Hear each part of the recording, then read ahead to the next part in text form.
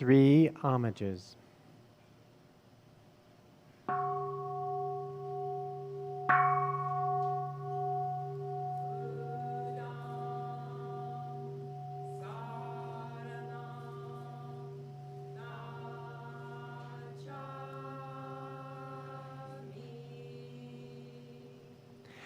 Buddham saranam gacchami.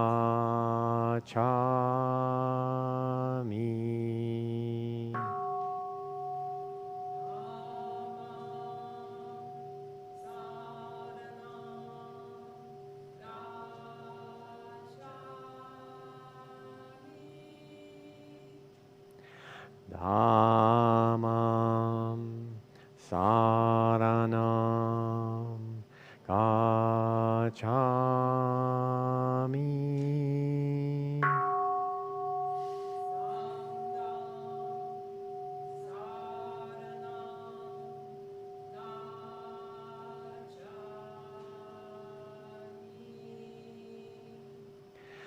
Sangham saranam gacchami.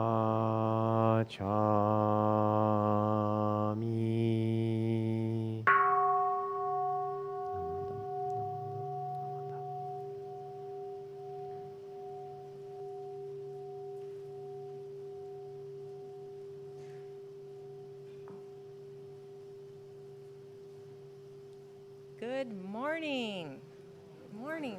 So wonderful to see you all. Need the podium mic. I'll try it again. Can you hear me now? Yep. Good morning. So wonderful to see so many happy faces on this beautiful Sunday morning. Just warms our hearts to be together, because being together is so very important. And as we gather here to hear the Dharma together and just soak in the peace and calm of the Hondo and compassion and healing and infinite wisdom, it's just so wonderful. So we will begin with our incense offering and Shoshinge chanting. And our Shoshinge was written over 800 years ago by our lineage founder, Shinran Shonin. And this is a core practice of our tradition. And he compresses all of his experiences and insights in Pure Land Buddhism into this one joyously longish poem. And we enjoy chanting that together. And he is certainly with us today as we do this chant. In it, we realize the principles that guide our lives. Shinran wanted us to know that we are more, that this is more than a simple journey from cradle to grave. It's a long, unbroken thread of life that extends deep, deep into the past. And we are responsible for extending that into the future. So maybe a little louder on the mic. Okay. So everyone is encouraged to chant along with us. Is that better? Nope, it's because the mic's competing with the swamp cooler in the back. Unfortunately, we need that ventilation happening. Maybe a little louder? Okay, that's it. All righty. So if you are new, this Shoshinge book opens the Japanese way, and then you're going to chant in vertical columns from right to left. If you just want to sit and listen and soak in the chanting, that is perfectly fine. So just any way that you want to just be present with the chanting is fine. While we chant, you're welcome to come up to the Oshoko altar and offer incense in gratitude to Amida Buddha or to a dear teacher for the infinite wisdom and compassion that supports you at all times. And we have 2 other altars up here, the Medicine Buddha altar for extra healing, for yourself or to extend that healing energy to a loved one. And then our compassion altar, the Kanon altar over there, offering lots of compassion. Or if somebody has transitioned, you can write their name on the paper there and offer a candle. So just experience this very mindfully and in deep gratitude for all of your dear teachers. Thank you.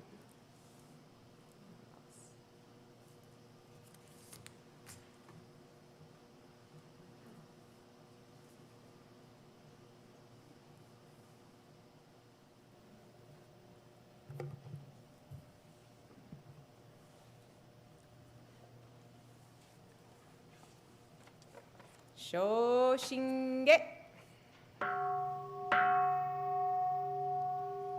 Himyo muryo junyorai. Namu fukashi ko hozo bosai niji zai seiji zai obusho token shobu jodoin kokudo ninden shizen maku konryu mujo shushogan choho keiu daiguze gokoshi yuishi shoju jusei myosho monjipo fuho muryo muhenko muge mutai koen no shoujo kangi chieko fudan nanshi mushoko chonichi ga kosho jinsei isai gunjo mukosho hongan myogo shoujo go shishin shingyo ganni in joto gakusho dai neihan hishi metno ganjoju nyorai shoi koshusei yuisei mida hongan kai gojoku akuji gunjo kai oshin nyorai nyo jitengon noho ichinen kiai shin fudan bon no tokune han bonsho gyakuho sai einu nyoshu shinyu kai ichimi seishu shinko josho go ino suiha mumyo an tonnai shinzo shi unmu jofu shinji shinjin ten hinyo ni kofu unmu unmu shige myomu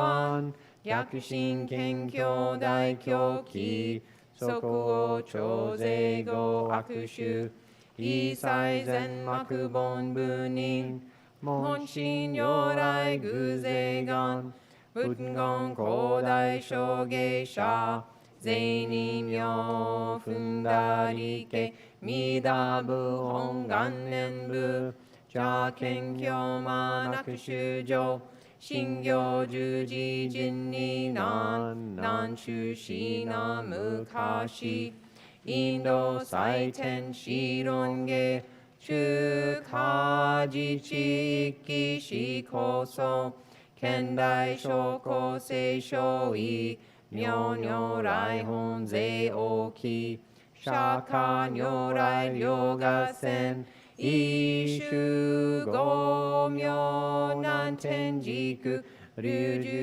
daiji shutose shitno zaiha umuken senze daijo mujoho shokangi ji shoan raku kenji nangyo rokuroku shingyo igyo shidoraku hokunen midabu hongan jinen sokuji nyu hitjo yui no josho nyorai go oho daihi guze on tenjin bosa zoron se kimyo muge konyorai eishu tara kenshinji kosen ocho dai seigan koyu hongan riki eiko 移動群上昇維新非入空独大崩壊越脈入大永収集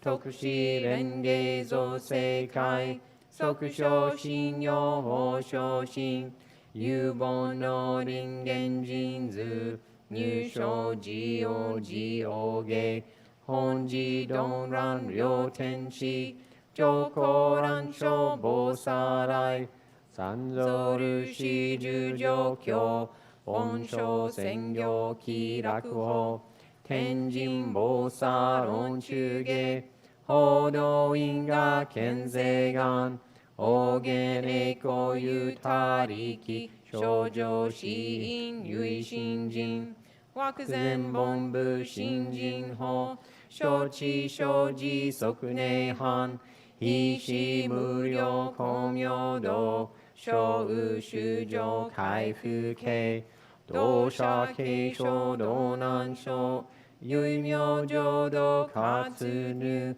万全自力変言宗円満特語感染症三風三神慶音言増魔法明道非因異生増悪地偶税思安妖怪称名観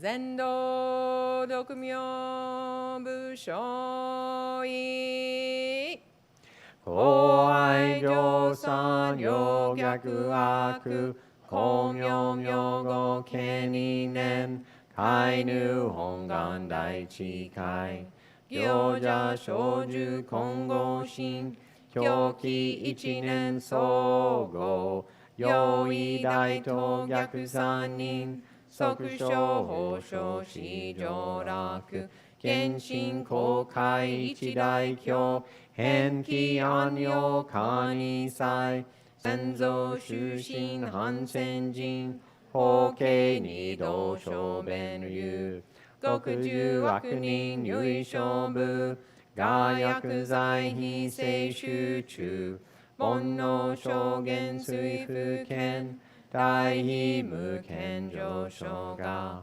本次元空妙仏教連民全幕本部人新宗教書後編集戦弱本願具悪性現代生じ臨伝芸慶地義上位小子即入弱上無意楽一心地に納入空境大自修士と上妻無変極辱悪同族自修具道心唯過心し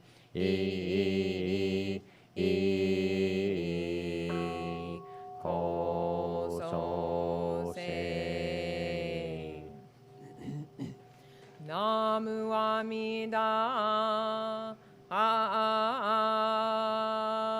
ムナ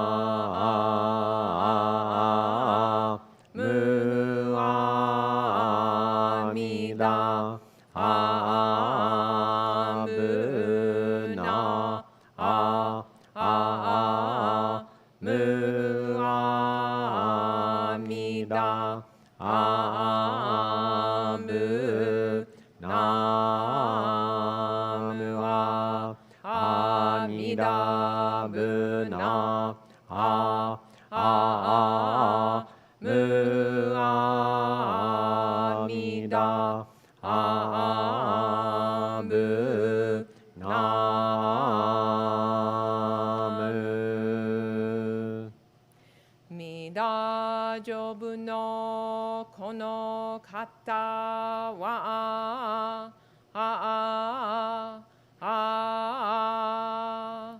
今に自己を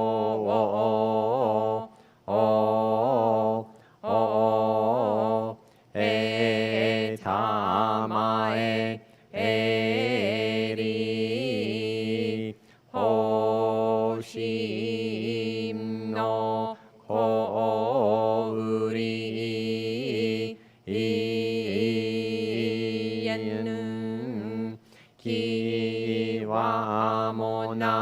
悪せのもみょうを照らすなり。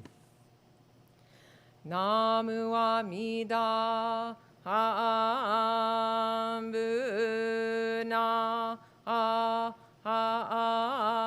ムアミダハンブナムアミダブナ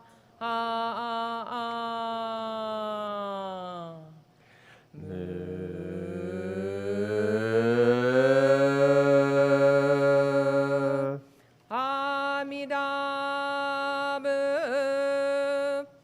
ナムワアミダブナムワアミダブナムワアミダアブナムワアミダブナムゲダのコリンキワモナシこうそくかむるものはみいなうむを離ると述べたもおう平等かくに奇妙せよ。go. Page 45. ががんんににししくくどどくく平等せさいども大心おじょはあんらこ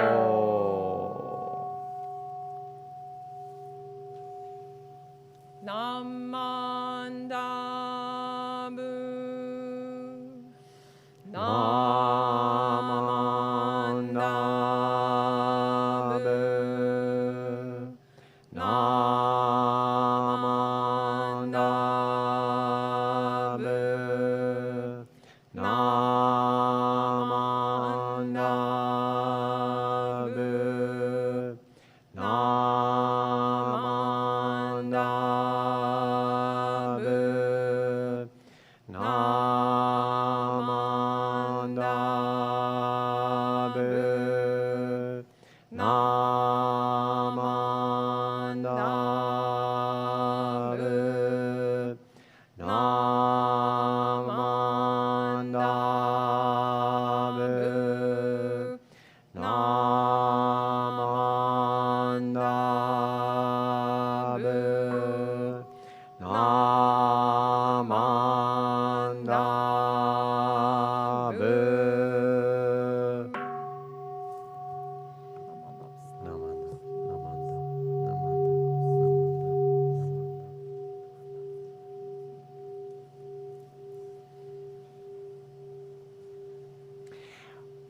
Reverend Shelley would like to welcome the children to follow her downstairs to Haroma Hall for Dharma School. I think Aaron is going too. Any? Let the Buddha walk with you. Let the Buddha walk, just walk. Let the Buddha walk with you. Let the Buddha walk with you. Let the Buddha walk with you. Let the Buddha walk, just walk.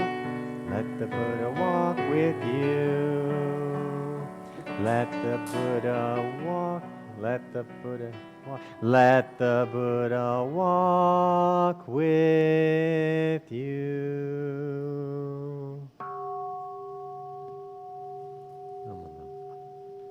I think maybe Masako was playing that twice at the same time with 4 hands, which was kind of amazing. Wasn't that what that was? A reading.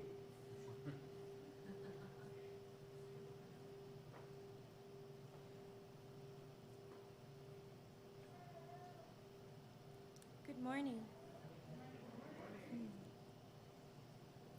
The Samsari Sutra, a Buddha's discourse on quietude. Thus I have heard, on one occasion, the Buddha was staying near Saviti in Jeddah's Grove at the Dharma Hall, donated by Anathapindika. There he addressed his students. Students! Yes, teacher, the students responded. The Buddha continued. These are the 4 cultivations of quietude. Cultivating pleasant abiding in the here and now. Cultivating attainment of knowledge and vision. Cultivating of mindfulness and alertness. Cultivation that leads to letting go of the habit energy that perpetuates samsara. And what cultivation leads to pleasant abiding in the here and now? When a student quiets the mind, letting go of sensual indulgence and unskilled qualities, enters and remains in the rapture and pleasure born from letting go of directed thought and judging, an experience of internal assurance. And when that rapture fades, what remains is equanimity, mindful and alert, and a pleasant sense in the body. He enters and remains, as the noble ones say, balanced and mindful, pleasant in this abiding. With the abandoning of pleasure and pain, as with the earlier disappearance of elation and distress, he enters and remains in pure equanimity and mindfulness, neither pleasant nor painful. This is the development of quietude that, when cultivated and pursued, leads to a pure, pleasant abiding in the here and now. And what is the cultivation of quietude that leads to the attainment of knowing and vision? When a student attends to the perception of light and is resolved on that perception at any hour of the day, day for him is the same as night. Night is the same as day. By means of awareness, open and unhampered, the mind is brightened. This is the cultivation that leads to the attainment of knowing and vision. And when cultivation leads to mindfulness and alertness, when feelings are known to the student as they arise, known as they persist, known as they subside, likewise, perceptions are known as they arise, persist, and subside. As well, thoughts arising, persisting, and subsiding. This leads to mindfulness and alertness. And what leads to the ending of the habit energy that perpetuates samsara? The student remains aware of arising and falling away of the 5 clinging aggregates: form, its origination, passing away. Feeling, its origination, its passing away. Perception, mental formations, and consciousness as they arise and disappear. This cultivation leads to the end of habit energy that perpetuates samsara. These are the 4 cultivations of quietude. In response to Panuka's question on the Eightfold Path to the other shore, I give this verse. One who has fathomed the far and near of the world, for whom there is nothing disturbing in the world, vices evaporate, desires evaporate, troubles evaporate, at peace. This one, I tell you, has crossed over to the other shore beyond birth and death. With delight, the students heard and understood the Buddha's words.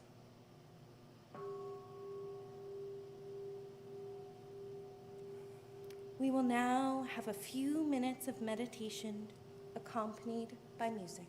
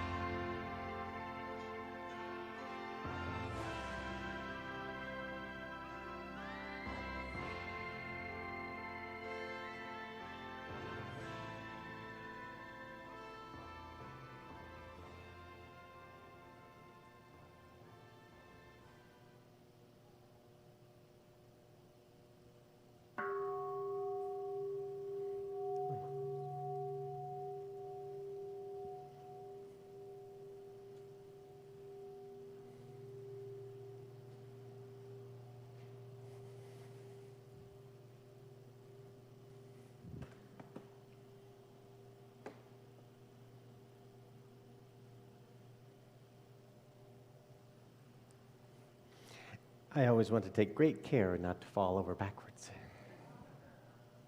It would be most embarrassing and very concerning for you. I save you from that experience.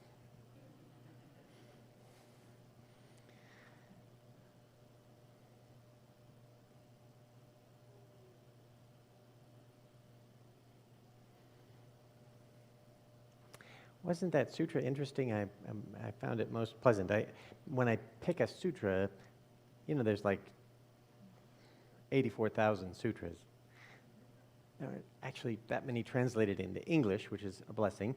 But even of the several thousand that are accessible on the interweb, there's all kinds of different things going on there, and if I start looking, I try to use keywords, but that doesn't really work that well. So then I just start reading the whole sutra. And there's something really good here, and there was a really good one, almost the same, with Ananda in it, and Ananda's my favorite student of the Buddha. But this really fit better with what we want to talk about today, which is the last piece of our Eightfold Path Dharma talks for the year. But good morning again to you all. You are welcome at Reno Buddhist Center. We're here for new folks who are seeking a spiritual home that resonates with them, and we're here for long-time members. I'm looking at one particular long-time member at the moment, but that's our assistant priest, Kathy, is coming. Great us, and that's wonderful to be here. We just have such a good time here. Last weekend, we had Moon Rabbit Cafe Obon celebration. The pleasant work of volunteering and caring for the temple engages us in the Dharma life. Many volunteers and wider community folks made such a success. We ate noodles, we got a kimono, we danced. We might even do it again next year, which often when we try something, Reverend Shelley's conclusion is, wow, that was a lot of work. I don't know. But this time, even the day after, she said, let's do it again. So that would be wonderful. The Eightfold Path has lots of folds, all eight spokes to the Dharma wheel you see there on the podium. And that's a lot of different ideas to kind of put together in a talk. So in the past, we've tried an entire talk. We had all 8 folds, and either you talk a little tiny bit about each one, or something gets short-shrifted. So this year, I've divided them into 3 groups, and so actually the first Dharma talk in August, Reverend Shelley offered a Dharma talk about the kind of good behavior, the Sila group of elements. When we talk about the Eightfold Path, we have a lot of different names for it. The Great Natural Way that the Buddha taught, the Noble Eightfold Path. It's a framework for all the Buddha's teachings. How to live a life where spiritual growth comes naturally. The path was actually the first topic the Buddha taught in his first Dharma talk, and it was the last thing he talked about in his last Dharma talk 40 years later when he was 80 years old. The life of the Buddha, there are pictures painted by our dear friend Moon, Vietnamese artist, and across the back wall of the main hall here. And his first Dharma talk actually appears as the second to last picture, and then his last situation was when he died by the side of the road between 2 salt trees at 80 years old with dysentery, which is an ignominious death, but it just happened. So anyway, he talked about the Eightfold Path all the way through his teaching life. It is a true way of awakening. It avoids the dead ends of extreme views, those being self-indulgence or self-torment. The Eightfold Path is a middle way between those two. So, what is the Eightfold Path? Right understanding, right thought, right speech, right action, right livelihood, right effort, right mindfulness, and right quietude. That's 8. the last three are really tending the garden of the mind, which is what I would like to talk about today. It's important to remember that each of these aspects or folds on the path are really one path. It's a path that leads to abiding joy. Its purpose is clearly directed towards our growth as human beings, growing to our true potential as compassionate and wise beings. This path really works. So, today we're going to look at right effort, right mindfulness, and right quietude. Now, sometimes people get stuck on the right thing. It's a translation that's not so great of the word samma. Samma doesn't really mean right, like right and wrong, right? It's just right. Okay, like Goldilocks choosing porridge, or a beautiful note played on the violin, or I think at the beginning of this series I talked about watching the hawks at the nest there. And there's a just right quality. A hawk comes up to a branch, he goes up, flares, and just puts his feet down on the branch. Just right.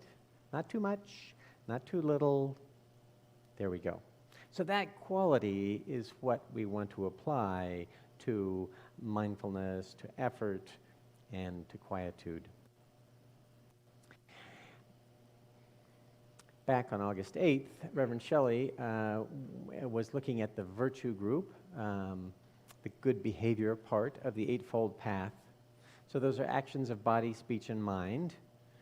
Did anyone hear that Dharma talk? A few people did. That's good. Okay. I didn't ask if you remembered it. I just asked if you heard it. Because it soaks in. The Dharma's like that. You just expose yourself to it and it'll be okay, right? Come to the temple. So,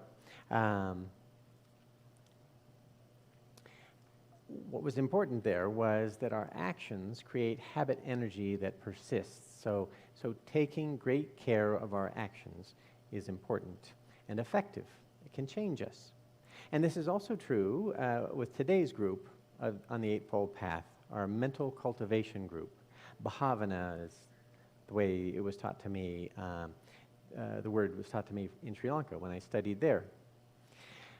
Right effort is the first piece of that. Samma vayama. Now, all these just rights of the Eightfold Path do take effort. We cannot speak in a just right way if we don't try to do that. Obviously, most people don't try at all. They just say stuff. So, and the same with our actions and our thoughts. So the parts of the Dharma of the Eightfold Path are kind of contrary to the normal stream of the way we usually just say stuff and don't put a lot of effort into discernment. But as my grandfather used to say, effort where effort is due. What he meant is that we should put effort into productive and skillful activity, and other stuff should not get the attention and our precious energy. So, if we apply effort, we can brighten our mind. So, we're going to try a small exercise together. It's probably harder with masks on, but that's okay. We can actively brighten our mind just with volition if we work at it. But to show that, we'll do the contrary first. Try to dull down. And as I say dull down, kind of close your eyes into just little slits and be less attentive and less interested in anything around you. Just kind of go into a little ball. I'm kind of taking a little bit of a fetal position here as I'm saying this because we retreat. Okay, so that's dulling the mind. Now do the opposite. Open your heart, open your eyes, even a little crazy open, and feel kind of a burst of energy. It's possible. I find it possible to brighten my mind for about 3 or 4 seconds, and then it goes back to baseline. But it's possible to just brighten our mind. So, okay, we did the exercise. When I talked about this with Reverend Shelley, she was like, well, I don't know if that's going to work. So I put red on it in my notes, and I did it anyway. Okay, she's not here. She doesn't know. It worked. I think it worked. It's sort of, I feel it, but the trick is, did you feel it? So, point is that we can, with volition, we can put effort into pure perception and experience. And through life, effort needs to be just right. For example, the Buddha had a student named Sona. He had previously been a guitar player by trade, and Sona was desperate to become enlightened. He studied hard and meditated longer than the other students. He thought he was really a great student. Then, one day, the Buddha noticed he was not at the Dharma hall. Questions were asked. Another student came forward and said that Sona could not walk. He was so intent on enlightenment, he did walking meditation until his feet were raw. Just seems to. The Buddha sought him out and advised him that, like the strings of a guitar, we apply the teachings in a just right way. So when we tune a guitar, it can be too tight and it sounds twangy. If it's too loose, it makes no sound at all. But when it's just right, it makes a beautiful note. So, same with effort. Sona did too much, too fast. But we can also do too little. So we want to balance that, find a middle way, another middle way. Got to put that on my middle way list. I have about 17 middle way things on my middle way list that I'm working on. Eventually, it will be a Dharma talk. So Sona eased off and followed the Eightfold Path with the appropriate amount of effort, and he experienced enlightenment ultimately. Peppermint, it protects me from, my lungs got a little strange in the smoke and everything, so. Sona's story is a nice story, but usually our problem as Bombunin is that we apply too little effort. We read part of a Dharma message and then we get distracted, or we're not patient enough with rehabituating ourselves. So it seems like that it doesn't work. I tried it for 8 or 10 minutes. I don't know what you're talking about, right? We might switch denominations of Buddhism because this one doesn't seem like, well, this one's, yeah. Maybe we get into a weekend hobby and we forget about going to the temple altogether. This occurs. All these things I've had discussions with people about. So, when we experience these too little skillful effort moments, we need to apply some cultivation there. We need to apply effort there. Just like our brightening of the mind effort, if we energize our mind on Sunday morning and motivate ourselves to be here at 10 o'clock, you were all here at 10 o'clock, so I'm literally preaching to the, okay. But there are folks maybe on streaming who were trying to get here and didn't get things going in time, or there are folks who are not watching the streaming and who are not in the room who are just lost track. So applying effort brings us back to the Dharma. Try to make it to the temple. Maybe during one of the activities or classes during the week. Try to make donations regularly. We make the effort to be an agent of the wise and compassionate universe. Only then does the Dharma actually work. Only then does the Eightfold Path bring us toward joy in a real and substantial way. The word cultivating sounds like a farmer's life. And when we apply right effort We are doing the chores of our mind maintenance, you might say. We're preparing the soil, planting seeds, pulling weeds in the garden of our mind. We're irrigating the rows when needed and fostering growth of the spiritual kind. Tending the garden of the mind. So take some time to do that each week, each day, maybe at the end of the day, beginning of the day.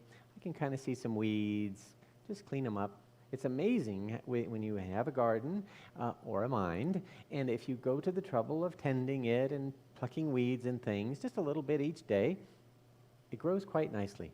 You know, it's not a gargantuan effort. It's a just right effort. So, stop talking about right effort. I seem to be... Is my mic dropping out, or is it me? We're okay. Okay. The next fold in the Eightfold Path is just right mindfulness. Sama smriti. Mindfulness is a kind of mental cultivation too. Mindfulness is very popular these days. There are Buddhist techniques for cultivating mindfulness used to help people focus in school, to accept the opportunity to traumatic growth, to make salespeople more productive. You've seen all those things come up. These are kind of commercialized side benefit pieces of mindfulness. Our mindfulness practice always starts with the breath, and then the body, and then the origins of sensations, perceptions, mental formations, and consciousness, as we heard in the Dharma talk. This takes some effort, but the Buddha told us that, right? We use mindfulness techniques for their intended purpose. That way, we benefit the world the most for the amount of energy we expend to fulfill the Buddha's original intention for his teaching. There is a passage in the Mahaparinibbana Sutra, the last sutra the Buddha gave, the end of his life, where 9 devas, devas are, you see in the lamp above me, there's some kind of floating beings. They look a little bit like mermaids, but they actually float in the deva heavens, and they have no legs because they don't walk on the earth. So the devas, I guess the easy thing would have been said the gods, but and they're offering the Buddha flowers and incense and beautiful songs.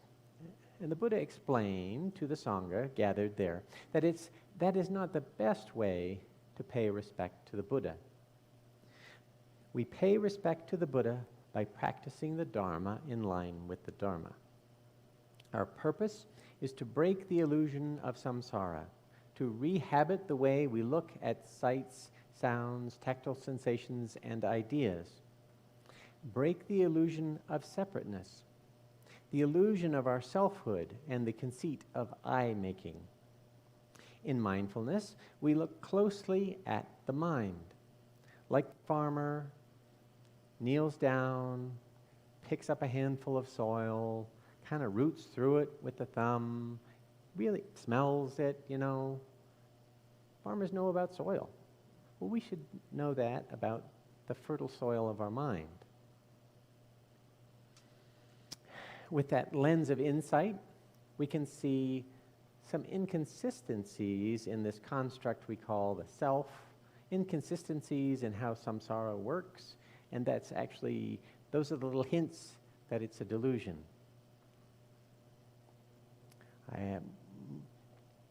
William always reminds me never to use the Matrix movie as an example during a Dharma talk, because apparently it's a little bit violent. But in that movie, there are these little hints about how the Matrix is not quite working right. You know, every once in a while there'll be a glitch and the cat walks by twice, or there's a lady in a red dress. I don't know why we see her, but anyway, same thing. It seems like a uniform delusion. It seems quite coherent. And then every once in a while, if we apply mindfulness, there'll be a little crack, a little gap. It's like, wait a second, this is just made up. So, just like the well-examined soil, we start to see that everything is part of everything when we look closely. empty of separate self nature. We pay true respect to the Buddha with mindfulness. Right mindfulness does take effort, and then finding times of quiet sometimes. When the mind is able to stay with the present moment, when the mind settles down, abandon unskillful thoughts and monkey chatter, we hear all of being time, which is Dogen's word for like the loaf of everything that exists. Complete oneness of time and space. And we are actually an integral part of this complete oneness. So it should be right there. We're connected with everything.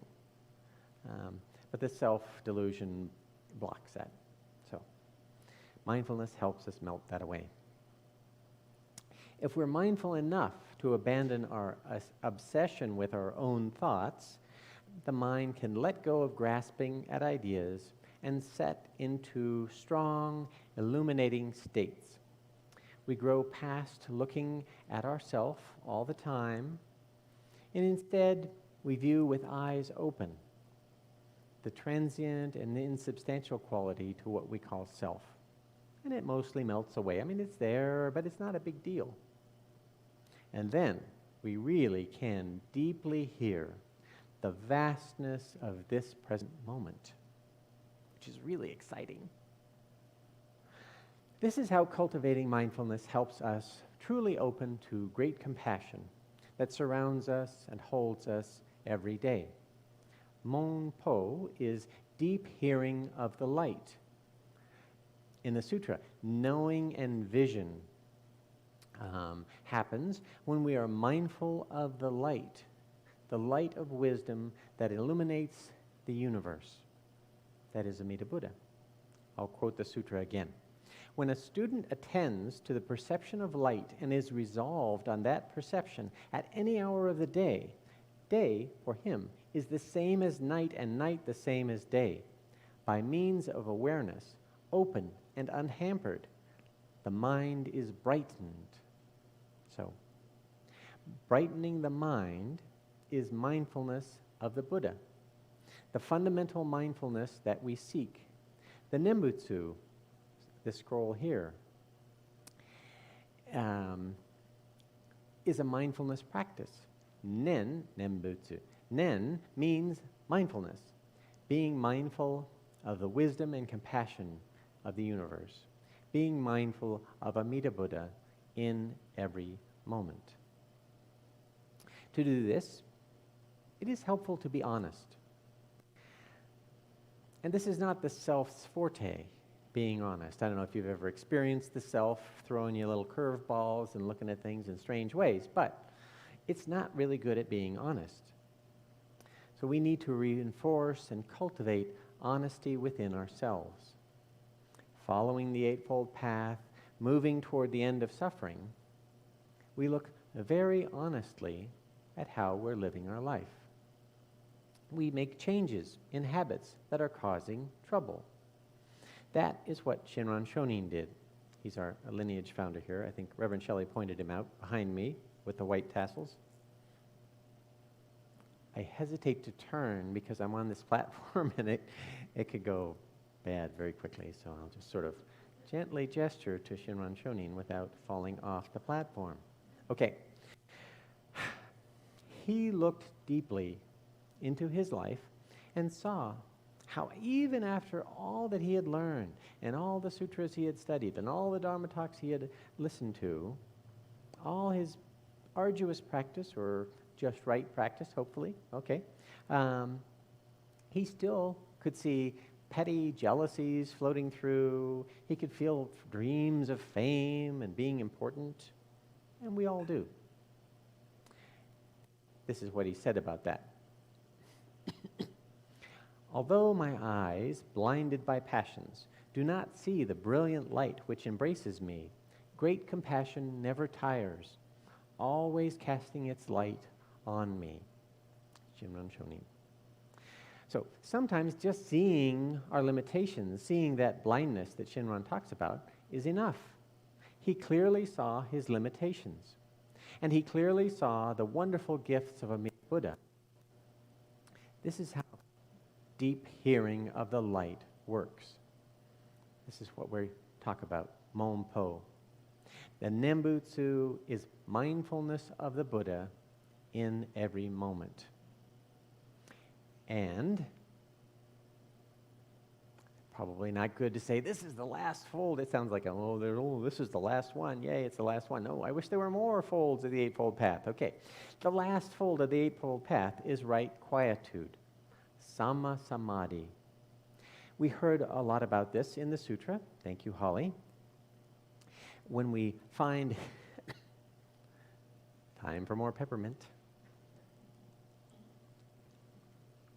It's almost out, so I have to squeeze the turnip a little bit there. Okay. When we find just right quietude, the joys of life that are there all the time are really experienced. Life is not wasted on worrying and regretting, or even on liking and disliking. We waste a lot of time with this kind of mental swiping left, swiping right thing. Though I do not swipe either way. I've never, ever looked at one of those programs. But it's such a waste of time. Do I like it? Do I not like it? Oh, do I? Don't worry about it. We can joyously marvel at the constant becoming. We're like at the event horizon of the creation of the universe. Every day, it's really exciting. It's all happening right now. And if we have quiet of all this other chitter-chatter stuff, we can see it. So, we can really experience this once and perfect moment. We access Samma Samadhi by putting in the effort to learn how, to cultivate and broaden our perception. You know, if mindfulness is really looking at objects of mind, or how the emotions work, or how perceptions work, mindfulness tends to focus in that way. So it kind of focuses down. Samma Samadhi is opening to everything with the mind quieted. So, we all have the capacity to hear the world around us deeply.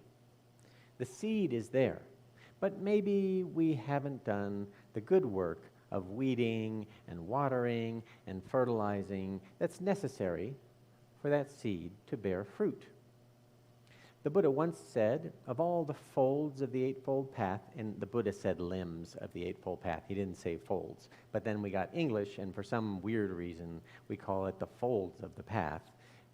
If you've ever walked on a path, I have never walked on a folded path. I think you'd have to be some kind of, fancy physicist to have a path that's folded in on itself.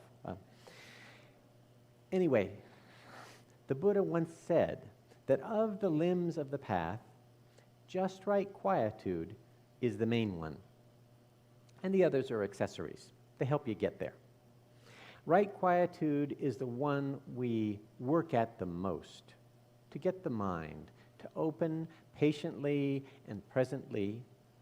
We learn how to do this through the Nembutsu, bringing the infinite Buddha to mind.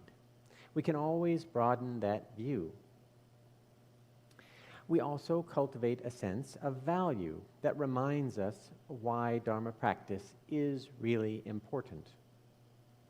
The Dharma is important to our lives. Samma Samadhi is the skill of quieting the mind, and so seeing the big picture. And that's what's important. Deeply hearing the light, day and night. This is how the Eightfold Path works. Right understanding, right thought, right speech, right action, right livelihood, right effort, right mindfulness, and right quietude. That's all 8. See, 8. This means 8. I can't explain it, but anyway, we count by the little pieces of each finger 3 times. So 8. These are 6, 7, 8. Okay. It's just the way you do it in Buddhism. I don't know. It is a path that brings us insights into the Four Noble Truths, by planting seeds and cultivating the mind, we begin to see how we normally distort the world and turn everything into suffering. That's the fundamental problem that the Buddha saw clearly. We use the Eightfold Path as a fertile field where we grow joyful experience out of suffering. Beautiful sunflowers out of manure. We can prune our habits of mind. All the limbs of the path help strengthen our right effort, right mindfulness, and right quietude. To a point, mind is stable enough and sensitive enough and still enough to see what is actually happening. Good habits of mind make it possible for us to see clearly how the universe works. It's great compassion and great wisdom, nurturing and caring for everything that is. Think about it. Why did the Buddha put so much effort into his quest for awakening? Did he want to be voted most popular? No. Did he want to be serenaded by devas? No, that was not his goal. Out of compassion, he wanted to put an end to our suffering. For the sake of all sentient beings, he wanted to share his insight with others in a way that they actually feel inspired to follow the path. So, in closing, let us join our hands together and say this great wish for all beings. Just follow after me. May you be happy. May you be free from harm. May you receive boundless compassion. May peace and harmony fill your heart.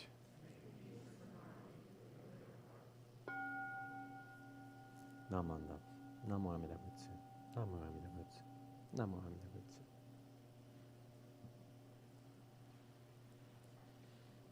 That's what I wanted to talk about today. So, I have done it. Okay, so we usually finish up by singing our Reno Buddhist Center theme song. If you would stand, we need to sing with our masks on because the CDC thinks it's better. There's a book in the seat back pocket in front of you, and on page 49 are the words to the song. So, Masako, if you would.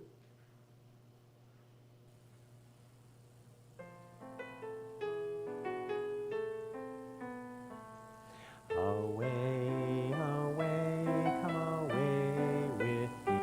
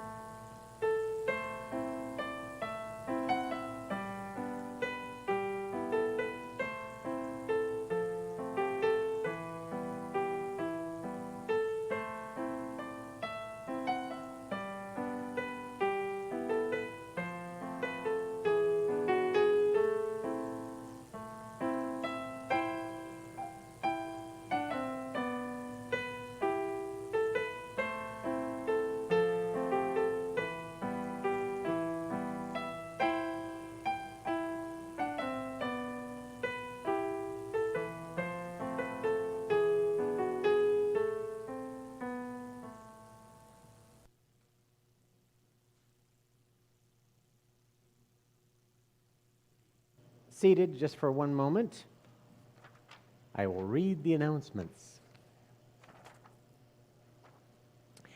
Most important of all, there are tea and treats downstairs in Haroma Hall. You can get there either by going through this door and spiraling down the staircase as Jeff is demonstrating, or go out the double doors, circle all the way around outside, come in the Taylor Street doors. Either way, you can get there. But there are tea and treats there, so please come down and have tea and treats. We can talk about the Dharma together. We can talk about our community. One student has come who is interested in speaking with a woman who's a Buddhist, so we'll figure out how to make those things connect, a nursing student. After we get some tea, if you're new and you want to come to Newcomer Circle, we kind of talk about basic Buddhism up here. We'll circle some chairs. George Killeran there raising his hand will be here, so find George back upstairs and we can have Newcomer Circle. There's a bunch of other announcements that I will not read for you. Very important is on the 11th of September, we're going to have our Sangha picnic from noon till 2 p.m.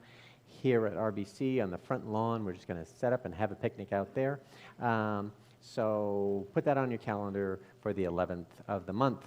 The other important announcement is Book Group has started a new book, and it's called The Wisdom of the Other Shore, I think, and it is written by Thich Nhat Hanh. It's really the last book he wrote before his stroke, where he was no longer able to do such things. And the Other Shore, we talk about the Other Shore all the time. The next service is our Ohigan service, which is one of the 2 services a year. We talk about the Other Shore, which is to say samsara is this shore, and the other shore, oops, I'm starting a Dharma talk. The other shore is enlightenment. Okay, done. So come to Book Group on Wednesday nights if you're interested in reading that book. Thank you so much.